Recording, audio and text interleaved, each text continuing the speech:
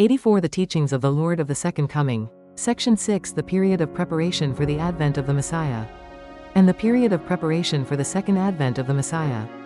Following the period of Israel's exile and return, another 400 years elapsed before Jesus came. This was the period of preparation for the advent of the Messiah. Likewise, Christianity is to meet Christ at his second advent, only after passing through 400 years of the period of preparation for the second advent of the Messiah, which has followed the period of papal exile and return. It should restore through indemnity in the form of substantial parallels the period of preparation for the advent of the Messiah, during the 4,000 years of God's providence of restoration from Adam to Jesus. Vertical indemnity conditions had accumulated due to Satan's repeated defilement of dispensations to restore the foundation of faith, through periods of 40 for the separation of Satan.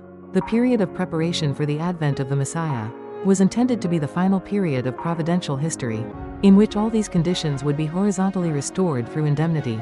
Likewise, the period of preparation for the second advent of the Messiah is intended to be the final period of providential history, when all the vertical indemnity conditions, which have accumulated during the 6,000-year history of the providence of restoration since Adam's day, are horizontally restored.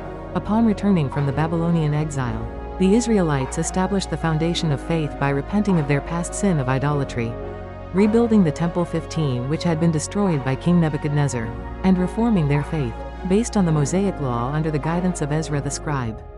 16 They then began to prepare for the coming of the Messiah, according to the word of the prophet Malachi. Likewise, after the papacy's return to Rome, medieval Christians established the foundation of faith by seeking to reform the Roman Church.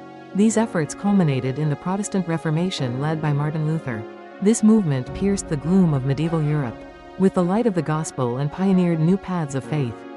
One purpose of the period of preparation for the advent of the Messiah was to restore through indemnity, in the form of image parallels,